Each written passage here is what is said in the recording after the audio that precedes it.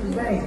Prefeito, sim, primeiro eu quero agradecer aí o tempo do senhor. Nós sabemos que o senhor tem uma agenda bem tumultuada, a gente acompanha as redes sociais do senhor.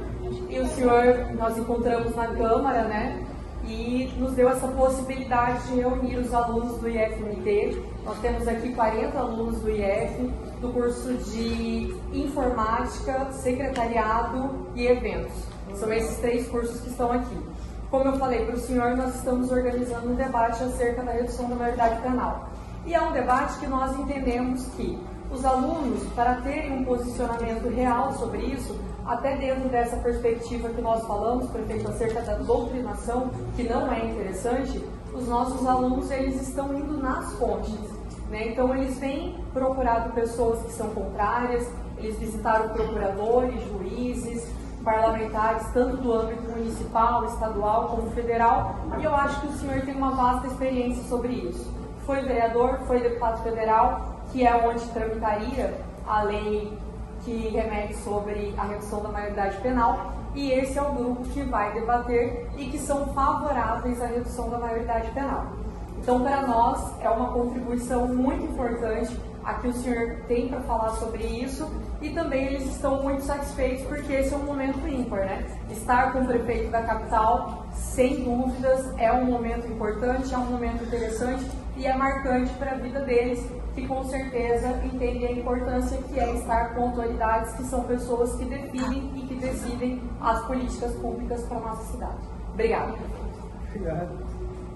E aí, gente? Bom? São a favor mesmo de forma compulsória ou foi dividido em 2 grupos? Foram divididos em 2 grupos. Aí até nós quem temos, contra, vindo a favor?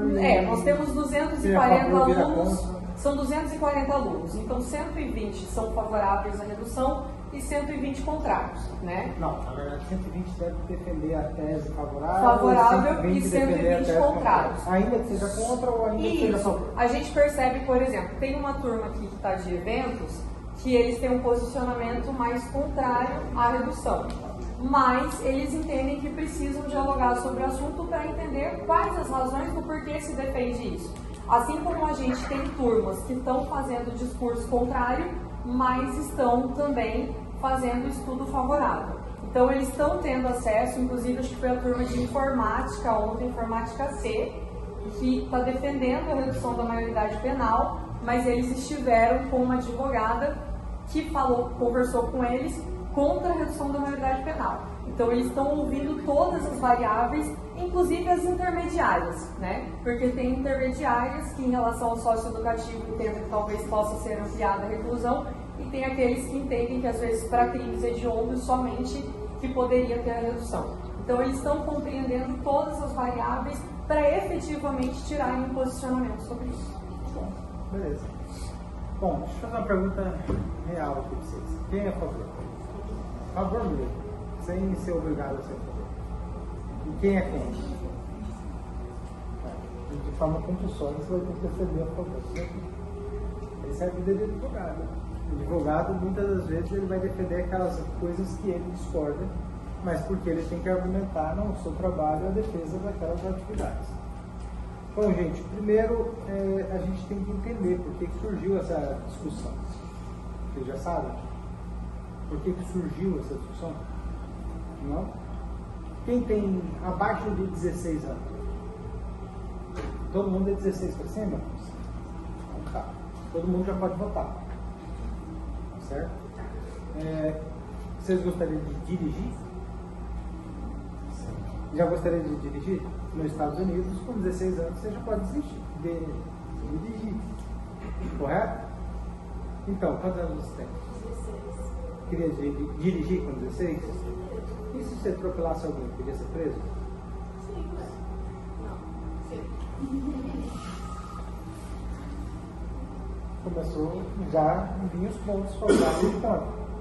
À medida que você quer ter mais responsabilidade, você também terá mais consequência das responsabilidades.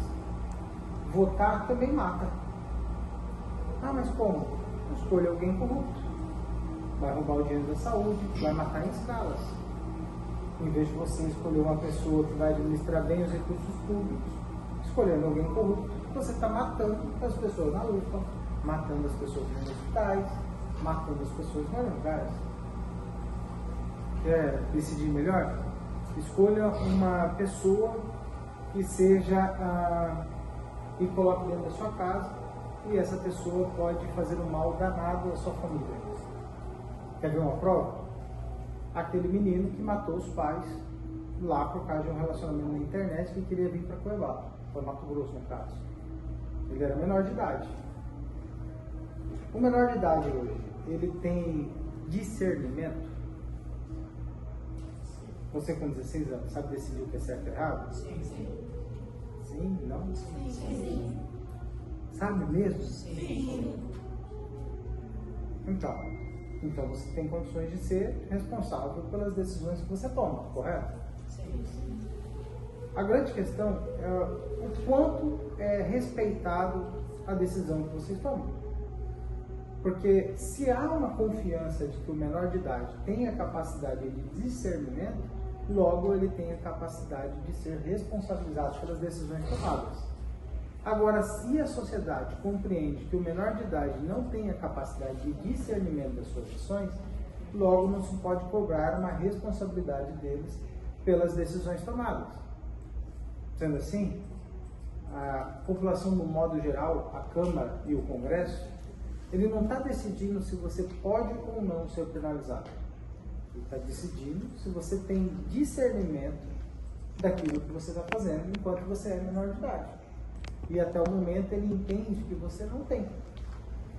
Ele entende que você age por impulso, age pelos hormônios, age pelas suas vontades sem controle próprio. Mas eu tenho controle próprio? Essa é uma questão. Muitos acima da maioridade não têm controle próprio. Você é induzido ao erro por um colega? Você é induzido a usar drogas por alguém que te orientou a usar drogas? Você é induzido a entrar nas bebidas por alguém que te orientou a entrar nas bebidas? Você é induzido a fazer mal a alguém, praticar o bullying porque alguém te ajudou, te orientou a praticar o bullying? Discernimento, domínio próprio, às vezes não está amarrado apenas à idade. Mas, infelizmente, muitas das vezes, a idade é um fator predominante para que a gente possa ter o discernimento. Você quer ver um exemplo? Você está lá na sua escola, tem alguém fazendo mal para uma outra pessoa, humilhando, ridicularizando aquela outra pessoa. Você acha engraçado, começa a rir e participa do processo da humilhação. Houve discernimento e domínio próprio? Não. Qual é o limite da pessoa que acha que está brincando para matar os pais e achou que estava fazendo um jogo, numa transmissão ao vivo entre ele e a namorada? Qual é o limite?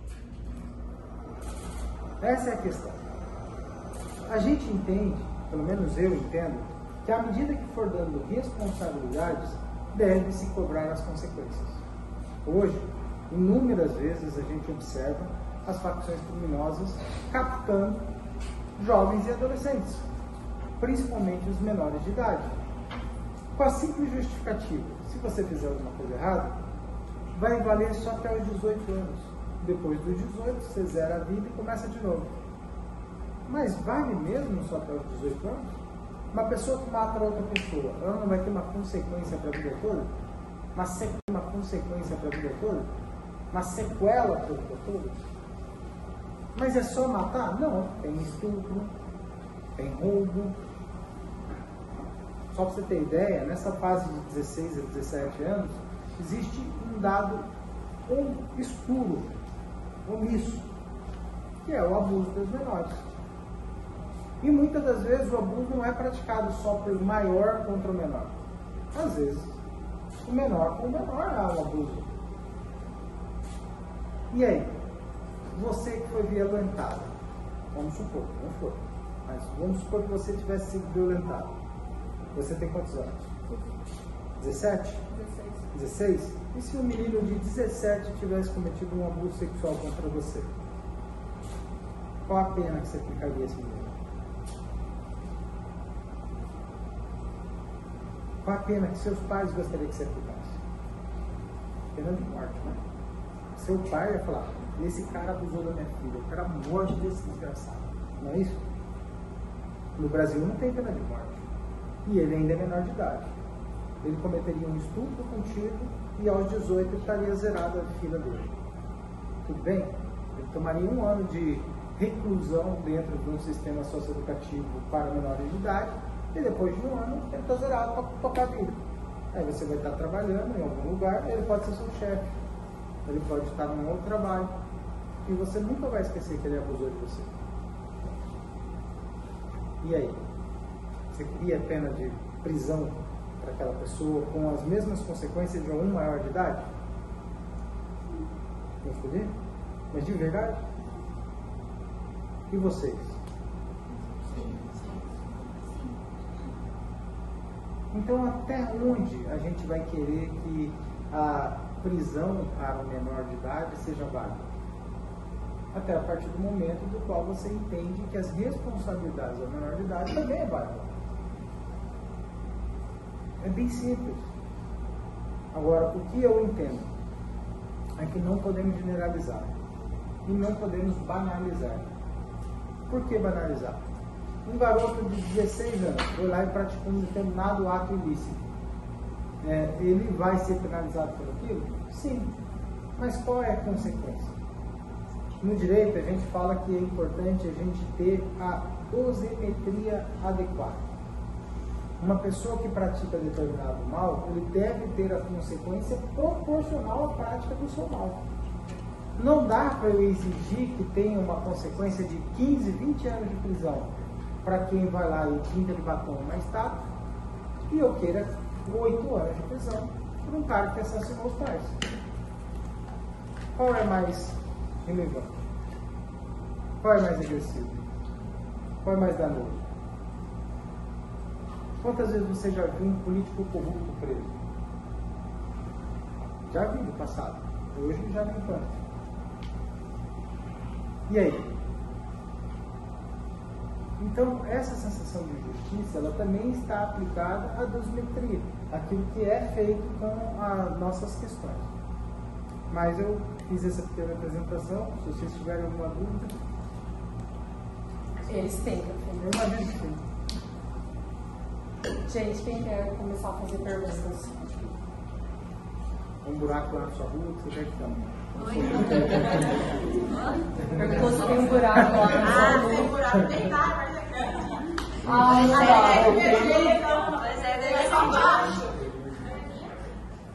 Bom, prefeito, segundo dados da Segurança Pública, bairros como CPA, Pedra 90, Dr. Fábio e Osmar Cabral estão entre os principais focos da atuação de facções criminosas, que têm recrutado adolescentes entre 12 e 16 anos para o tráfico e outras práticas ilícitas. Diante desse contexto alarmante, o senhor acredita que a redução da maioridade penal seria uma resposta eficaz para conter o avanço da criminalidade nessas regiões? Ou, considerando que sua gestão já tem promovido ações importantes na área da educação, como o programa Escola Aberta, a valorização dos TDIs e entrega de kits escolares, não seria mais efetivo ampliar políticas públicas voltadas à inclusão, prevenção e combate à vulnerabilidade social, oferecendo alternativas reais antes que esses jovens sejam capturados pelo crime?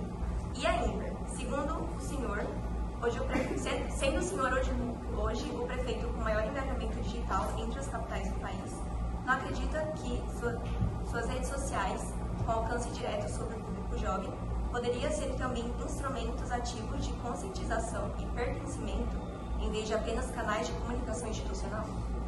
Tá. A minha rede social raramente é um canal institucional, eu faço de tudo lá.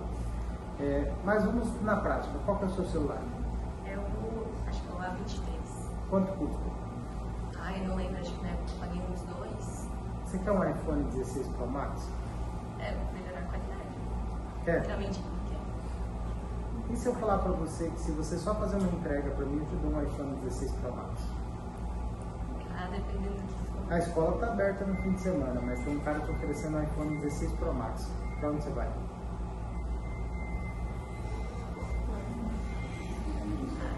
Se não for uma matéria muito importante. Você não vai saber o que é. Quem mora em apartamento? Quantos apartamentos tem lá no seu prédio?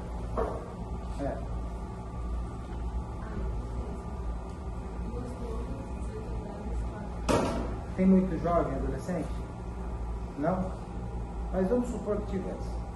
Ou que tenha pessoas que gostam de drogas. E eu não tenho acesso a dentro do seu condomínio. Mas eu vou fazer um acordo contigo. Eu vou te dar um iPhone 16 Pro Max. Só para você receber determinadas encomendas e deixar na porta dos seus clientes lá no condomínio. Aceitaria o iPhone? Qual é a concorrência? Você está vendo como que é desleal? Você é levado pelo interesse do consumo. Algum de vocês já fez propaganda de tigrinho? Espero que tenham mais sanidade mental as pessoas presentes aqui. Mas aí você percebe o seguinte: por que se faz a propaganda de tigrinho? Oi? Mas há uma propaganda de ganhar dinheiro fácil. Apesar de que muitos pais de família e outras pessoas também se endividam e acabam com a sua vida. Ah, mas quem acabou com a vida dele é problema dele, não é assim que alguns dizem? É? Mas é mesmo. Então, entenda bem. Tem coisas, posso usar a minha rede social à vontade. Explicar o máximo possível. Posso até desenhar. Mas é difícil você explicar para quem não quer entender. Entenda bem. Você querer dizer para quem não quer entender que o tráfico de drogas, que o crime organizado também faz ação social, é difícil, não é não? Pablo Escobar fazia isso na prática da Colômbia. Fazia isso. Ele ia lá, alimentava todo mundo no entorno, dava cesta básica, pagava conta, arrumava o plano de saúde, coisa e tal. Mas os filhos daquelas pessoas estavam envolvidos com as facções. E muitos deles morrendo aos 19, aos 20, 30 anos. Num conflito de facção e etc. Entenda bem.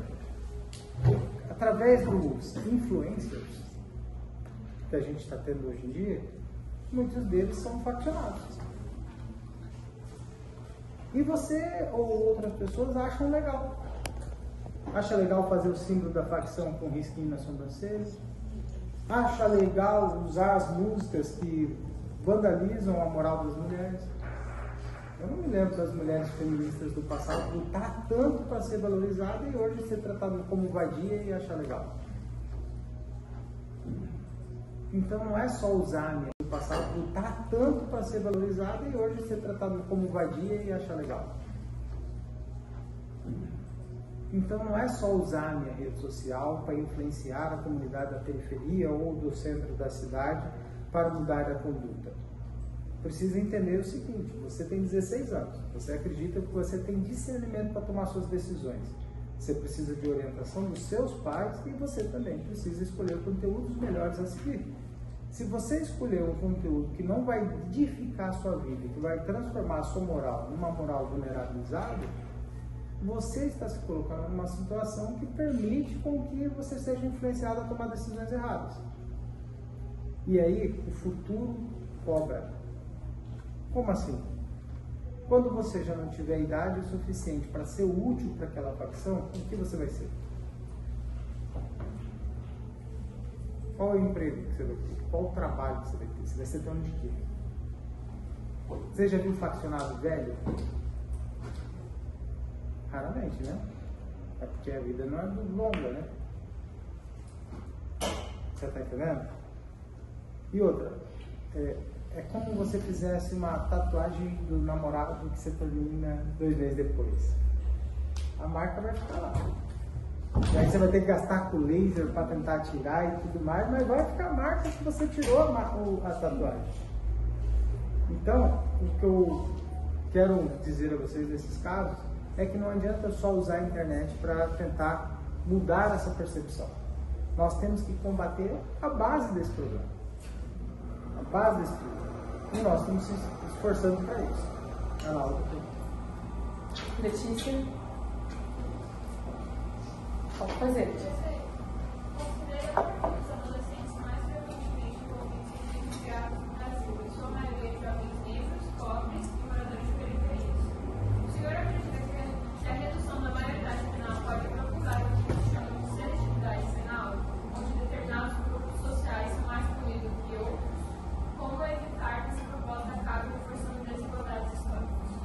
olha, eu gostaria de fazer essa proposta ao inverso.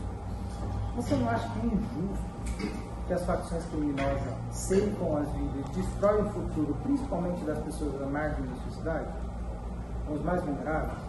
Não deveria ter uma punição maior às facções criminosas por ela captar ou sequestrar o futuro dessas pessoas? Não é que a justiça aplica a uma determinada faixa social da sociedade ou que se aplica a um critério de cor ou de alguma coisa de raça. Não é isso. É que, infelizmente, a procura pela mão de obra a ser utilizada nos crimes, principalmente no crime organizado, são essas. Só que eles também selecionam dentro dos lugares ricos. Eles também selecionam. Você acha que o chefe da facção, ele mora num lugar pobre ou ele mora num alfaville da vida? O cara anda de Ferrari, anda de Porsche, não sei o quê. E muitas das vezes são financiadores. Eles compram por cota a carga que é transportada de um país para o outro. Eles fazem cotinha, fazem base de repartição dos valores, aí eles compram a transferência das drogas para cá, e aqui eles exploram a mão de obra mais vulnerável, a mão de obra mais barata. Isso é cruel. O que é pior é você ver que determinados grupos políticos, até mesmo partidos, preferem manter as pessoas em condições de vulnerabilidade. Porque quanto mais vulnerável você estiver, melhor é para eles. Você dependendo do Bolsa Família, para eles é muito melhor do que você ter um desenvolvimento de carreira profissional. Mas e aí? Você quer ser sequestrado por uma dependência financeira? Quem de vocês aqui depende dos pais? Uma boa parte, né? E quem quer continuar dependendo até os 50 anos? Mas tem gente com mais de 25 anos dependendo de Bolsa Família e ainda não conseguiu sair dessa situação financeira. O que muda? Muda é que a maioria dos que estudam em escola pública vão parar na faculdade privada com um fiéis do tamanho do rabo que vai durar a vida toda para pagar. E a maioria dos que estudam em escola privada conseguem passar na Universidade Federal e ser financiado pelo governo para dar o subsídio para quem não precisa. Enquanto a maioria das pessoas pobres, negras e todas as pessoas em condições de vulnerabilidade estão à margem da sociedade na periferia social, elas são captadas pelas facções criminosas, mesmo as facções que muitos dos partidos políticos mais voltados à esquerda defendem a permanência e a sustentabilidade delas. Tratar como vítima da sociedade não resolve o problema. Tem que tratar como consequências. Eu conheço inúmeras pessoas pobres, simples, trabalhadoras, que estão morando nos bairros mais difíceis, que às vezes não tem asfalto, que às vezes não tem esgoto, o esgoto está céu aberto. E o pai daquela pessoa, a mãe daquela pessoa fala: meu filho, você vai estudar, você vai ter uma profissão, você vai ser isso aqui, você vai mudar de vida. Caráter não tem faixa social. Depende de como a pessoa é ensinada. Existe gente dentro de condomínios fechados que são babacas, que fazem o mal do mesmo jeito. Agora, não é uma questão só da gente olhar de penalizar as pessoas mais simples ou mais humildes, não. Temos que penalizar principalmente aqueles que defendem, que as pessoas mais simples e mais humildes sejam vulneráveis a esse tipo de negócio. Como eu te falei, um cara com dinheiro, ele vai se importar de fazer uma coisa como essa para ganhar um iPhone 16 Pro Max? O pai dele dá um iPhone 16 Pro Max para ele todo dia, quase todo ano. Saiu um iPhone novo, o pai do cara vai lá e dá um iPhone pro cara. Ele vai ser cooptado por um iPhone?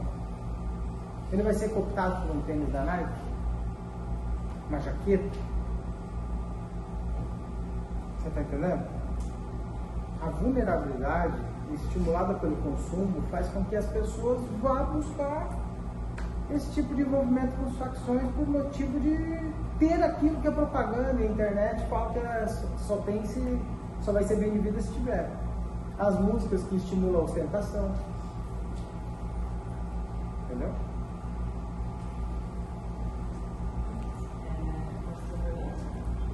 Tem Sofia.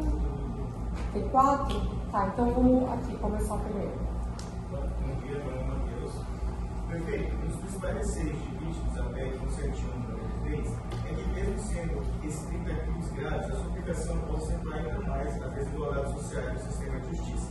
Um exemplo claro foi o caso de Isabelle Ramos, ocorrido aqui em Mato Grosso, no qual uma adolescente moradora de luxo foi condenada por ato infracional análogo ao homicídio, mas teve acesso a uma defesa de alto custo e recebeu tratamento diferenciado e rapidamente deixou a internação. Enquanto isso, muitos jovens de comunidades carentes, acusados de crimes semelhantes, dificilmente conseguem acesso a uma defesa eficiente e permanecem por anos internados. O senhor acredita que a redução da maioridade penal pode reforçar esse tipo de desigualdade? Como garantir que a lei não se torne um instrumento de punição seletiva contra os mais pobres? Olha, o que está sendo seletivo contra os mais pobres é a baixa qualidade dos profissionais de defesa dos mais pobres. Entenda bem, quem faz a defesa dos mais pobres? Na maioria das vezes, a Defensoria Pública, um órgão estatal, financiado pelo governo. O que você está dizendo é que um cara que trabalha na iniciativa privada como advogado, ele é mais qualificado para defender uma garota de um condomínio fechado do que os defensores públicos que trabalham pelo Estado? É isso que você está dizendo? Porque você não pode chegar e falar que o defensor público não tem qualidade para poder defender a pessoa da vulnerabilidade. São advogados também. A Constituição é a mesma para ambos. O Código Penal é o mesmo para ambos. São advogados também. A Constituição é a mesma para ambos. O Código Penal é o mesmo para ambos. A manifestação de defesa do defensor público é inferior do que a manifestação de defesa do advogado do escritório privado? É essa a argumentação que você está dando. A argumentação que você está passando não é que as pessoas mais vulneráveis tenham uma pior defesa. Não. A informação que você está me passando é o serviço público de defensoria pública que dá acesso às pessoas mais vulneráveis não tem a qualificação adequada que a iniciativa privada oferece a advogados dentro do escritório de advocacia. O que nós precisamos resolver? É a vulnerabilidade daquelas pessoas ou a qualificação profissional daqueles que estão na defensoria pública? Porque o certo seria que a defensoria pública tivesse tanta qualidade quanto a iniciativa privada, sabendo que a defensoria pública muitas das vezes é mais caro que a iniciativa privada. O quanto que se gasta para ter uma estrutura de uma defensoria pública? Quantos milhões custa? Quantos milhões de impostos são arrecadados? E por que ela não é tão eficiente, a defensoria, o Ministério Público, quanto no escritório de profissionais da iniciativa privada? Está vendo qual é a dúvida? Não é a vulnerabilidade, é a qualificação profissional daqueles que ele defende. E muitas das vezes, o defensor público que defende as pessoas mais vulneráveis, que não é qualificado a fazer uma defesa apropriada, ele fica defendendo que a pessoa continue em condição de vulnerabilidade e defendendo que ela continue praticando o crime. Você vai ver inúmeros defensores públicos que vão estar defendendo a pessoa continuar no mundo do crime. Ah não, o celular nada. Tem um caso aqui em Cuiabá, por exemplo. Aquela menina chamada Heloísa. Vocês ficaram sabendo? Que a mãe estava namorando um cara e o namorado da mãe chamou o filho dele, que é menor, junto com outros menores, para assassinar a filha e a mãe dentro de casa. Não conseguiu assassinar a mãe, assassinou a filha. Sequestrou e assassinou a filha. Aqueles menores que sequestraram e assassinaram a filha, eles merecem ser presos? Merecem? Sim. E se fosse sua mãe, assassinada por um menor, deveria ser preso? O menor deveria ser preso? Mas você queria que ele fosse preso por um ano e depois de um ano está solto? E se ele tiver 17 anos e 2 meses? Ele vai ficar só 10 meses na prisão? E depois de 10 meses ele está liberado e para ir trabalhar e tocar a vida e a sua mãe nunca mais estará presente com você? E se ele for uma pessoa negra, pobre, vulnerável, de família simples, que fez isso só por um iPhone 16 Pro Max? A sua mãe valeu um iPhone 16 Pro Max. Você queria o cara que matou por causa de um iPhone preso? Ou você ia relativizar, falar, não, ele fez isso porque ele queria só um iPhone? Entendeu? E se ele não conseguiu uma boa advocacia por causa que a Defensoria Pública foi ineficiente em defender? Então, é a aplicação dos recursos públicos a questão. Entendeu? Sofia. Eu tenho duas perguntas. Anteriormente, o senhor tinha falado na pergunta dele que os órgãos públicos são ineficientes comparado à privada. Na verdade, a pergunta dele gerou essa afirmação. Ah, tá. O senhor tem sido um político polêmico, com um posicionamento firme que gera divisões. A redução da maioridade penal é um tema que polariza ainda mais a sociedade. Como o senhor lida com as críticas a essa proposta e como pretende conduzir o debate sobre esse tema de forma unir a população de Cuiabá em torno de um objetivo comum de justiça e segurança? Tá, vamos lá. Quais são os exemplos que você tem? O exemplo faz muita diferença. Tá? Qual é o exemplo que você tem de uma pessoa bem-sucedida? Não, eu sou um prefeito, não significa que eu sou uma pessoa bem-sucedida. Uma pessoa bem-sucedida, eu sou bem-sucedido na política. É uma das áreas de ter sucesso. Mas imagina uma pessoa bem-sucedida como empresário, dono do seu próprio negócio. Você prefere seguir um modelo de uma pessoa que começou do nada e virou um grande empresário, ou você prefere seguir o modelo de uma pessoa que com o tigrinho ganhou R$1 milhão? O que eu estou te dizendo dessa parte da inclusão? Estou te dizendo que a referência que é pregada para você, às vezes falta. Então, a gente tem que passar referência para as pessoas de pessoas que alcançaram sucesso. Pessoas positivas, você tem que se espelhar, a gente aprende por comportamento de espelhamento. Você precisa ser educado na escola, na sua casa, na rede social, onde você consome o seu conteúdo, por pessoas que alcançaram sucesso através da prática legal do processo. Se você for inspirado por pessoas que praticam as coisas erradas, talvez você pratique também. Não sei se eu respondi. Era isso? Quer fazer de novo a pergunta? Vou fazer outra pergunta. Não, faz. Aperfeiçoa. Vai lá. Vou repetir então. O senhor tem sido um político polêmico com Essa parte eu entendi. com um posicionamento firme que gera diversões. A redução da maioridade penal é um tema que polariza ainda mais a sociedade. Como o senhor lida com as críticas a essa proposta e como pretende conduzir o debate sobre esse tema de forma unir a população de Cuiabá em torno de um objetivo comum de justiça e segurança? Tá bom. Talvez eu vi no exemplo e não fui na prática. Vamos lá. Você sabe o que é hater? Todo mundo sabe, não sabe? Hater. Sabe? Aquelas pessoas que vão na internet para te bufar o pau e te atacar e etc. Às vezes não está nem aí com o seu posicionamento, ela só quer bufar o pau em você. Ah, o Abílio é bolsonarista, bolsominion, gado, etc. Vai lá. Não importa se eu estou fazendo uma política pública favorável. Não é? Mas você tem que ter firmeza naquilo que você está fazendo, no propósito. Quem viu o vídeo que eu falei que segunda e terça era o dia do atestado nas urnas? Vocês viram? Eu tive que falar isso. Com provas, não foi simplesmente falar. Juntei as provas, mostrei lá, falei, ó, segunda e terça-feira é o dia que maior tem por atestado.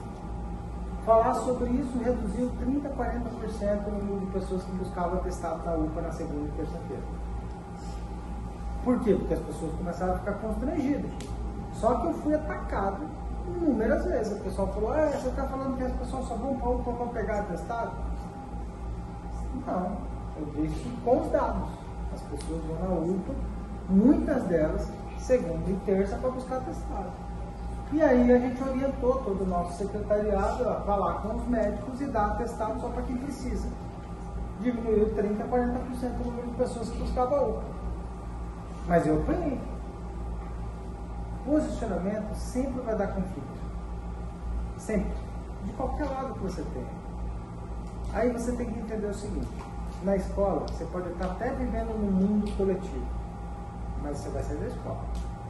E é cada um por si. Você pode até chegar na faculdade e viver naquela poesia de que vai estar todo mundo junto e falar, vamos dar as mãos e cantar uma música bonitinha. Só que você vai sair da faculdade e vai entrar no mercado de trabalho. E talvez aquela vaga de emprego que você queria, alguém vai ocupar. Você precisa defender sua posição. Você precisa ter argumentos sólidos, precisa ter convicção e precisa se defender. E vai ter sempre gente te atacando por qualquer um dos seus pensamentos. Qualquer posição. Se você for de esquerda, vai ter gente lhe atacando pelo posicionamento da falta de maturidade. Se você for de direita, vai ter gente te atacando pelo posicionamento, talvez. Posicionamento sempre vai dar conflito. Sempre. De qualquer lado que você tenha. Aí você tem que entender o seguinte. Na escola, você pode estar até vivendo num mundo coletivo. Mas você vai sair da escola. E é cada um por si. Você pode até chegar na faculdade e viver naquela poesia de que vai estar todo mundo junto e falar, vamos dar as mãos e cantar uma música bonitinha. Só que você vai sair da faculdade e vai entrar no mercado de trabalho. E talvez aquela vaga de emprego que você queria, alguém vai ocupar. Você precisa defender sua posição. Você precisa ter argumentos sólidos, precisa ter convicção e precisa se defender. E vai ter sempre gente te atacando por qualquer um dos seus pensamentos. Qualquer posição. Se você for de esquerda, vai ter gente lhe atacando pelo posicionamento da falta de maturidade. Se você for de direita, vai ter gente te atacando pelo posicionamento, talvez, de qualquer outra argumentação que seja. Se você for de centro, vai ter gente te atacando por ser de centro. Se você for ambidestro, escolher os dois lados, você ainda vai apanhar. Agora, você quer apanhar pela coisa certa ou apanhar pela coisa errada? Sua mãe briga contigo? Você já brigou com ela? Já discutiu com ela? Já falou alguma vez com sua mãe, mãe, eu não gosto mais da senhora? Não. Não? Mas você já viu filhos que falam para os pais que não gostam? E a mãe deixa de gostar do filho? Mas a sua mãe não vive, às vezes, com você sendo hater dentro de casa? Né?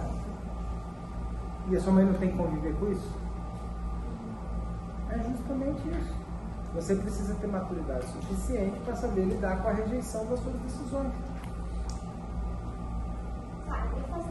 É polêmico. Eu sou polêmico. Você vê que eu uso a internet de forma polêmica. Correto? E eu sou muito atacado por ser polêmico. Só que eu estou com 724 mil seguidores. E nenhum site de notícia ou veículo de imprensa aqui do município de Cuiabá tem 724 mil seguidores. A média de curtidas das minhas publicações são de quase 20 mil curtidas. E o número de comentários significativo também, fora o material que é replicado em outras redes sociais. Então significa o quê? Que a partir do momento que você tem coragem para emitir sua opinião e posicionamento, você vai encontrar pessoas que também concordam com aquele tipo de posicionamento seu. E você vai conseguir falar com essa comunidade. Se houver lógica dentro da sua informação, se tiver racionalidade dentro da sua informação, você vai atrair pessoas que buscam a lógica e a racionalidade. Se você tiver banalização dentro da sua informação, você vai atrair pessoas que estão interessadas na sua banalização. Para eu ocupar o cargo de prefeito, eu tive que apresentar propostas lógicas e razoáveis, para que uma parcela da sociedade pudesse me escolher para estar aqui representando ela. Eu vou passar para o Pedro, só para a gente revezar, tá? Pedro. Excelentíssimo senhor prefeito, levando em consideração que a gente vai participar de um debate e que um dos argumentos utilizados são que a redução da maioridade penal pode causar um superlotamento dos sistemas prisionais e, tendo assim, agravar a superlotação e causar maior índice de incidência, como o senhor avalia essa preocupação, especialmente considerando a realidade do nosso estado e da nossa cidade? Feito só uma observação. Foi para o Pedro que o senhor fez a ligação aquele dia. Ó, lá no Oriente Médio, se você roubar alguma coisa, eles cortam na mão. Você já viu falar sobre isso? E nós não temos a maior parte do país de amputados, temos? Não? Nos Estados Unidos temos pena de morte para alguns casos. E nós não temos um cemitério lotado de pessoas assassinadas por pena de morte. O que gera a superlotação nas cadeias é a impunidade. Quanto mais impune as coisas são, mais sensação de impunidade as pessoas são, mais elas ficam por um determinado tempo presas. E aumenta a lotação desses espaços. A lentidão no processo judicial. Um processo às vezes demora 15 anos, aí depois descobre que o cara é inocente ou ele era culpado. Às vezes prescreve. Aí a pessoa está de tornozeleira e continua praticando crime. Você já viu que Mato Grosso tem um número de homicídios, de feminicídios aumentado? Morte, assassinato de mulheres por serem mulheres, muitas das vezes por seus ex-cônjuges ou namorados, ou coisas do gênero. E você sabia que a maior parte deles já tiveram passagem na polícia? Já tiveram boletim de ocorrência? Às vezes estão até de tornozeleira? A impunidade estimula a prática do ato. Por exemplo, lá no Oriente Médio, que eu te falei, que é muito rigoroso. Os caras enforcam a gente nos lugares, corta-braço, não sei o quê. E ainda tem petista defendendo eles lá, não tem problema nenhum, mas lá que é muito rigoroso, não tem um país cheio de pessoas amputadas. O que aqui as facções criminosas fazem? As facções criminosas aqui no Brasil, ela fala, se você descumprir a ordem, ele corta o dedo, raspa a cabeça da mulher, esfola o cara, amanhece no Rio Cuiabá. Salve, né? Não é? E por que a lei deles vale? Por que eles conseguem dominar aqueles que são faccionados com a aplicação rigorosa da lei deles? Por que um narco-estado, junto a eles, está mais forte do que o Estado democrático do direito? A impunidade. Se você tivesse mais adolescentes presos pelas suas responsabilidades, quantos adolescentes iam correr o risco de praticar tal ato? Hoje, eles praticam porque eles sabem, tá com 17. Se fizer alguma coisa errada, vai ser solto aos 18. Fica no máximo 1 ano, se for pego. Entendeu? Aline. Prefeita Bíblia, o senhor sempre se posicionou favorável à redução da maioridade penal. Em sua opinião, quais são os principais benefícios dessa medida para a segurança pública em cidades como Cuiabá, que enfrentam problemas com crimes cometidos por menores de idade? Olha, meu maior posicionamento é o seguinte: se a gente vai dar responsabilidade para os menores, a gente tem que cobrar a consequência dessas responsabilidades. Se a gente não vai dar responsabilidade para os menores, aí é uma outra relação. Mas hoje, o crime organizado atribui responsabilidade aos menores de idade. Quando ele passa aos menores de idade a atribuição da prática da ilicitude. Quer ver um exemplo? Algum de vocês conhece alguém que é menor de idade que está na facção? Conhece? Por quê? Por que alguém não chegou lá na facção e fala, não pega ele não para trabalhar na facção porque ele é menor de idade? A procura é até maior pelo menor de idade. Algum de vocês já viu algum faccionado ser influente na rede social?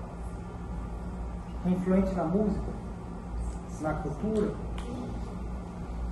Não tem? E eles estão buscando justamente adolescentes.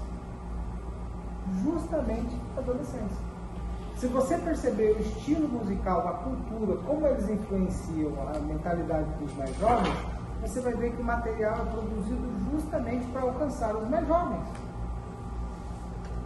É diretamente intencional.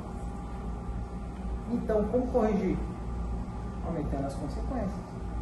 Cobrando. Você que é menor de idade, se você praticar alguma coisa errada, pode o seu pai ser preso, sabia disso? Mas você que é responsável. Seu pai que é trabalhador, que vai lá amanhã todo dia cedinho, vai para o trabalho para sustentar a sua vida e manter você na escola, esperando que você tenha um futuro melhor, ele tem culpa das práticas que você fez? Tem? Espero que não. Cecília. Senhor prefeito, o senhor como favorável da redução da maioridade penal, o senhor acredita que o Estatuto da Criança e do Adolescente precisa ser reformulado? Se sim, em que pontos? Sim, claro que tem que ser reformulado. reformulado para reconhecer as responsabilidades. Tá? Hoje, o Estatuto da Criança e Adolescente cobre até os 18 anos de idade, você sabe disso? Então, nós precisamos estabelecer qual é a parte que a pessoa é adolescente. 18 anos é adolescente? Vocês consideram um adolescente de 17? Depende. Para pagar meia, sou adolescente. Para dirigir, já sou jovem e adulto. Depende. Então, o Estatuto da Criança e Adolescente ele precisa sim ser reformulado para cobrar as responsabilidades. E crimes hediondos, por exemplo, não deveriam nem ser discutidos, eles deveriam ter uma penalidade maior. Vai lá, gente. Vitor. Bom dia. A opinião do senhor está sendo muito polarizada. A gente tem ou algum extremista de só exemplos de crimes hediondos, ou a parte de alguém que não faz nada. Mas eu queria saber da opinião do senhor, qual que é a sua opinião real? Porque não é algo que ou é contra ou a favor, tem uma escala ali. A gente participou de uma entrevista com o Pedro Tax, ex-governador, e nela participou justamente turmas dos dois lados, porque ele era um cara meio termo ali. A opinião dele era que só para crimes hediondos devia ter a redução, já para crimes como furto, tráfico de drogas, não. Falo tráfico em pequenas proporções, é claro.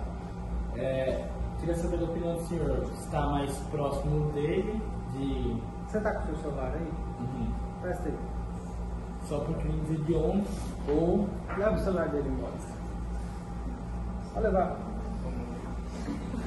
Perdeu. O cara que roubou seu celular tem que ser preso? Eu acho que não. Não? Então tá bom. Nós não vamos devolver o celular.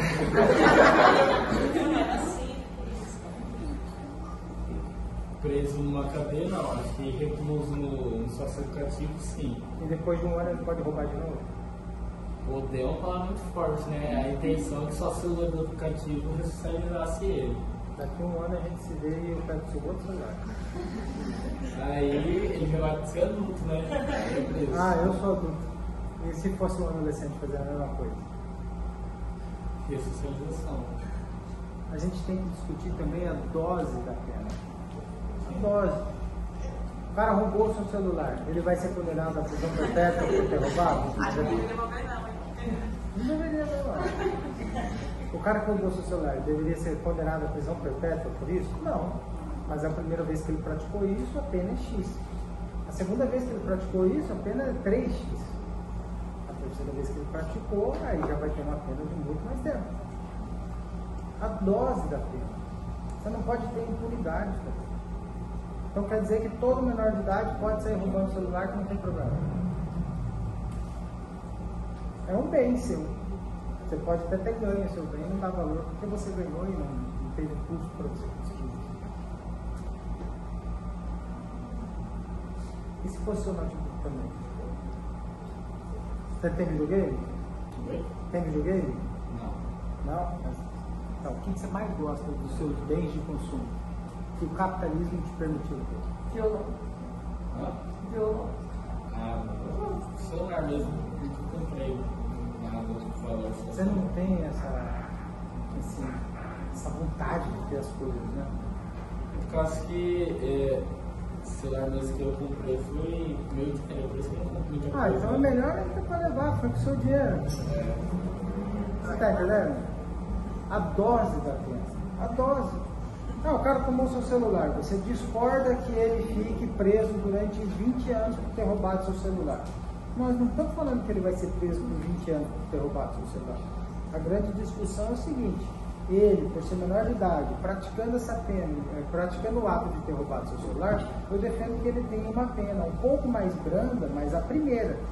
Já a segunda eu quero uma pena um pouco mais firme. E a terceira eu quero que ele sofra as consequências para ele aprender. Você já apanhou da sua mãe? Uhum. A primeira, a segunda, a terceira?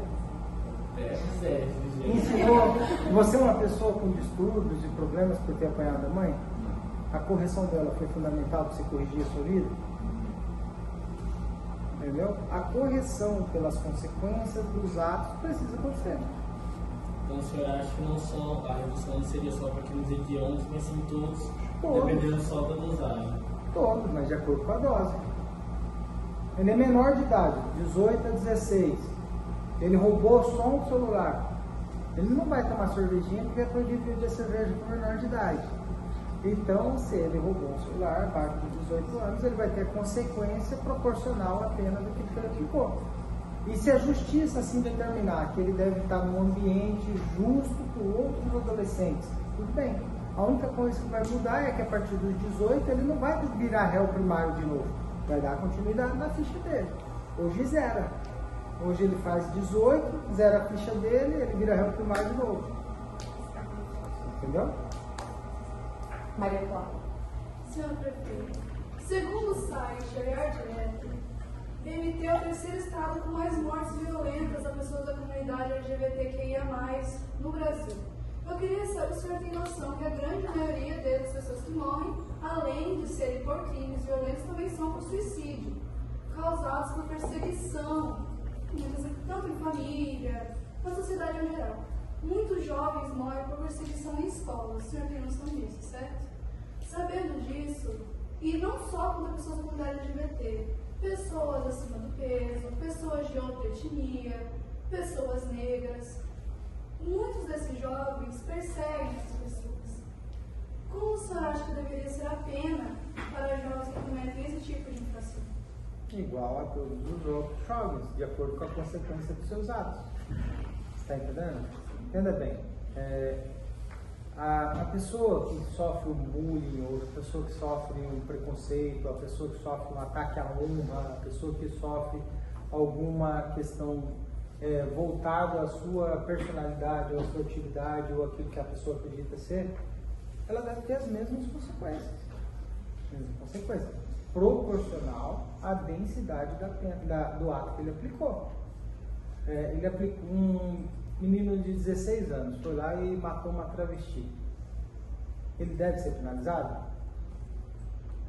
Ou a homofobia é só de 18 para cima?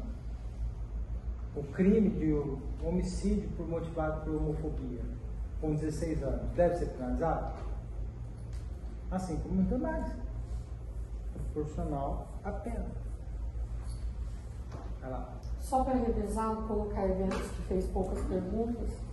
Eu queria fazer uma pergunta para o senhor que usa bastante o exemplo dos Estados Unidos. Eu tenho uma pergunta sobre isso. Nos Estados Unidos, adolescentes podem ser julgados e presos como os adultos, mas mesmo assim as taxas de pessoas que voltam a cometer esses crimes continuam muito altas. Isso não mostra que reduzir a maioridade penal não resolve o problema da violência entre jovens? Você já foi para os Estados Unidos? Não. Eu já. Eu fui umas 4 vezes. Você pode andar à vontade com o seu celular na mão. Raramente você vai ter o seu celular furtado. A não ser nas cidades mais à esquerda que estão liberando esse tipo de prática. Como Califórnia, Nova York, que estão liberando um pouco mais a prática do furto do celular.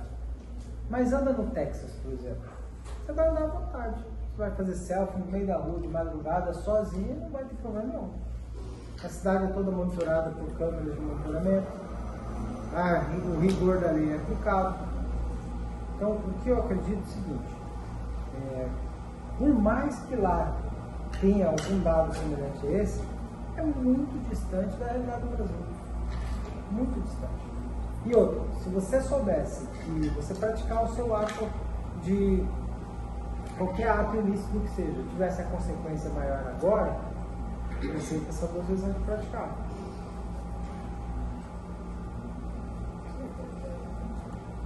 Cecília.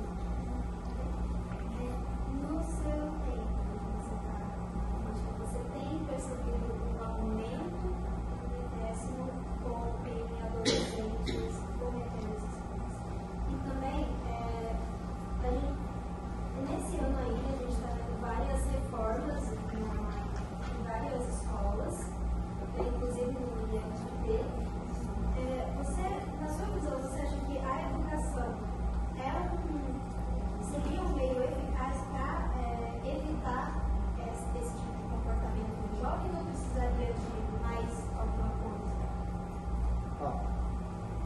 educação sem doutrinação, com competência técnica, sim.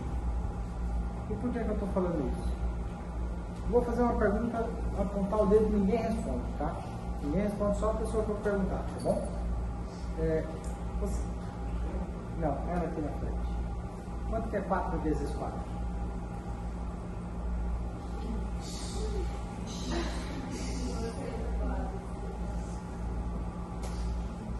Responde a senhora, então. 4 vezes 4. Vitor, salva. Você sabia que 4 vezes 4 é conta de quinta série? Você sabia que no município de Cuiabá, saiu um ranking, nós estamos em 20º lugar entre as 27 capitais, considerando o Distrito Federal? 20º. 50% das nossas crianças saem da escola municipal para a escola estadual, para a escola de ensino médio. 50% sem saber o básico de matemática, sem saber ler e escrever, sem ter a alfabetização na idade certa.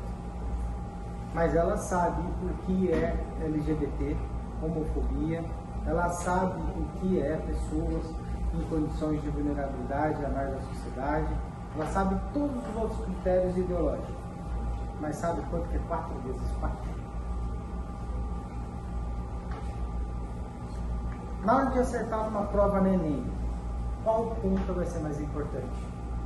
Quantas questões de exatas e quantas questões ideológicas? Qual nota você tem? Não estou dizendo que uma informação é mais importante do que a outra. Eu estou dizendo que você chegar no ponto que você está, sem saber o básico, acaba com a sua vida. Isso não seria um problema educacional? Estamos falando da mesma coisa. Sabia que a escola pública é mais cara que a escola privada? Sabia? Só para você ter noção. No ensino municipal, aqui na nossa escola, no ensino municipal, cada criança custa R$ 1.600 para ter aula. Eu conseguiria colocar uma criança por R$ 1.600 numa escola particular? E lembrando em consideração que no município é meio período. Por R$ 1.600, eu consigo colocar uma criança numa escola privada o dia inteiro? E quando chega no ensino médio, a conta fica maior. R$ 2.300 por aluno. Você conseguiria estudar numa escola privada por R$ 2.300? E a chance daqueles que estudam na escola privada de alcançar uma universidade pública não é maior do que a da iniciativa pública? É o caso do defensor público. A aplicação dos recursos públicos e as métricas de aprovação dos recursos públicos. Esse negócio que ninguém mais reprova, acabou com as crianças. Só vai passando para frente, a pessoa não reprova. As notas é A mais, A menos, B mais, B menos, C mais, C menos, mascarando a verdade dos fatos. Tem que ser, tirou 6, abaixo de 6, vai rodar e vai fazer de novo até aprender. Por quê? O mais importante é a pessoa aprender. Infelizmente, hoje isso não é levado a sério. O senhor espera que mude no país que a maioridade penal for realmente reduzida? Eu não espero que mude o país só por causa da maioridade penal. Uma ação só não vai resolver o problema do país. Nós precisamos de ações conjuntas. A maioridade penal é uma das ações necessárias. Mas a gente precisa de aumentar a pena para crimes hediondos. Precisamos aumentar o rigor da pena, melhorar o sistema penitenciário, precisamos melhorar o sistema da educação, precisamos melhorar a forma com que as pessoas entram na universidade, o maior rigor da lei e parar de criar uma banalização do crime. A banalização do crime, como se fosse só um celular, é o primeiro passo. Acho que já está acabando. Se alguém que não perguntou ainda, que gostaria de perguntar, então já vamos para a nossa finalização. Cecília pediu novamente a fala. Sofia, você vai fazer? Não, né? Então, Cecília. Nós sabemos que para fazer uma reforma da educação demora além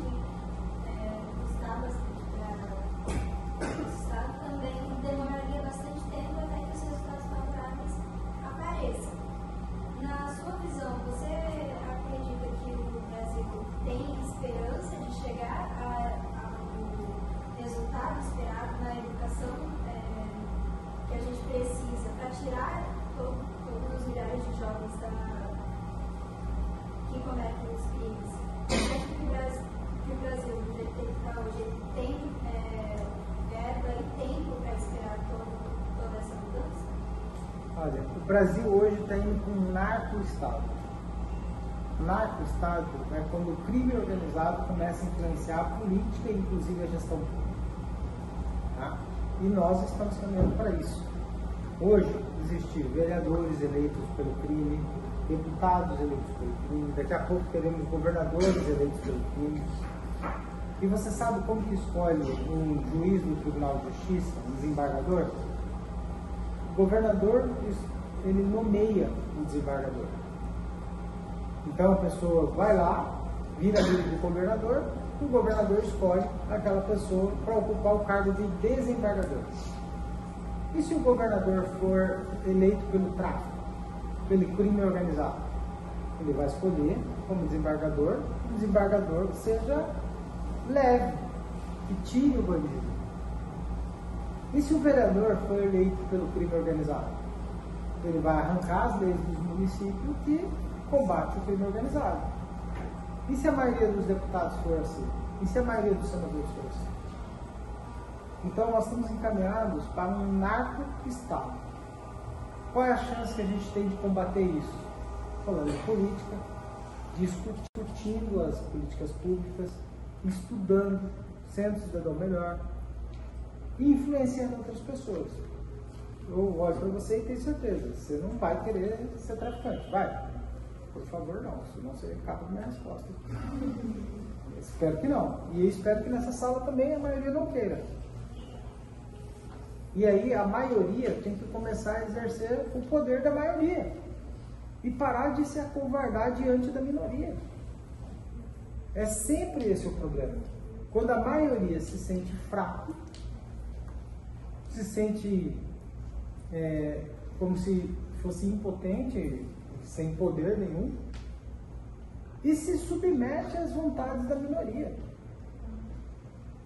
Democracia, ela tem que respeitar as diferenças da maioria e da minoria. A lei tem que respeitar as diferenças da maioria e da minoria. Temos que ter um equilíbrio entre as coisas. Mas nunca podemos aceitar deixar a maioria submissa ao desejo e interesse da minoria. Hoje no Brasil, nós temos mais pessoas de bem, trabalhadoras, que dão a vida, que salvam, que lutam pelos seus filhos, do que as pessoas más.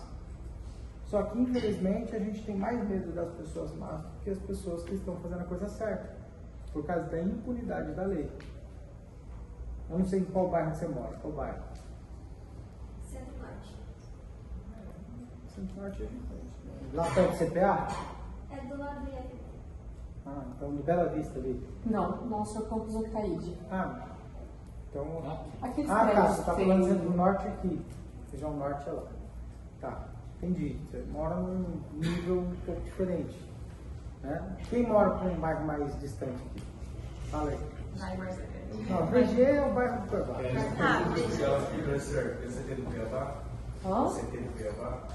Distrito Industrial. Saindo da Fernanda Correia, que você tem no Cuiabá? Você mora lá? Mora lá. Ô, cara, você estuda aqui no Octaíde? Meu respeito aí. Teria vontade de estudar, hein, cara?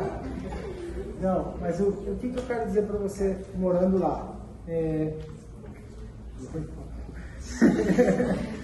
Não, mas o que eu quero dizer para você morando lá? Lá no seu bairro tem muita gente trabalhadora? Tem. O seu pai é trabalhador? Sua mãe? Sua mãe, mesmo que fique em casa, tem muita coisa para fazer? Tem? Não, nem só trabalha mais que eu. Tá vendo? E você aceita, porque a sua mãe está na periferia, falar que a sua mãe é do tráfico? Não. De modo algum. É a minoria. Só que a gente está aceitando ser submetido ao interesse da minoria. Não pode ser assim. Você lá no seu bairro, junto com sua mãe, junto com todo mundo, precisa de uma qualidade de segurança pública melhor para poder enfrentar essa minoria faccionada. Agora, acontece que até o policial se sente preocupado, porque ele vai lá enfrentar o faccionado, ele prende, na audiência de custódia, o cara é solto de novo. Fica enxugar gelo. E se o cara ainda prende uma outra vez ou outra coisa, o cara fala que bateu nele, Às vezes a palavra do bandido vale mais que a palavra do policial, e o policial vai responder o processo administrativo, enquanto o bandido está na rua de novo praticando um erro de novo. Só que o bandido, ele não pratica 2 vezes o mesmo erro dentro de uma facção. Por quê? Porque a lei da facção é mais rigorosa, não tem tanta intimidade. Hoje, nós vivemos num ponto, só para você ver, quem é da periferia vai entender. Nós vivemos num momento que se acontece alguma coisa dentro da sua casa, ou dentro da sua família, um crime, alguma coisa nesse sentido, até mesmo um cara abusar da sua filha, eles vão lá no líder do comando da região e falam, ó, fulano fez isso, e pede para o líder do comando da região aplicar a lei em cima daquele lá. Ah, roubaram meu carro. Eles vão lá no líder do comando. Os caras não vão nem fazer boletim de ocorrência. Ele vai no líder do comando e fala, pô, foi lá em casa e roubaram meu carro. Aí ele fala, não, vou ficar tranquilo que eu vou saber quem foi. Agora aparece o carro da pessoa de volta lá, e ainda a pessoa que fez isso, tudo roxa de porrada, pedindo desculpa pro cara por ter roubado o carro. E a facção conquistando credibilidade como cidadão por uma proteção garantida, enquanto as instituições são falhas na aplicação da lei. Entendeu? Então não é só defender o fim da maioridade penal. É necessidade de ter a menor de idade reconhecida dentro das suas práticas? Sim. Mas se continuar impune, não faz diferença nenhuma. Senhor professor, eu queria perguntar em relação a essa discussão da redução da maioridade penal. Ela vem sendo discutida desde 1993. Na visão do senhor, por que teve todo esse tempo de discussão e até agora não foi aprovado? Não é que não foi aprovado. No Congresso onde eu estive, não decidiu não votar e não discutir um determinado assunto também é uma decisão. Por exemplo, até hoje o Congresso não votou sobre a regulamentação das redes sociais. Por quê? Porque não está afim. Porque todos os projetos que passaram até o momento, apresentados até o momento sobre a regulamentação das redes sociais, estão vocacionados à censura. Aí o Congresso fala, nesse caminho nós não vamos. Não há um equilíbrio de um projeto que seja eficiente sobre a responsabilidade do uso da rede social. Muito pelo contrário, todos os projetos que estão lá são vocacionados à centralização do poder e um governo regulamentador, onde o governo diz o que você pode falar na rede social. E começa a praticar censura.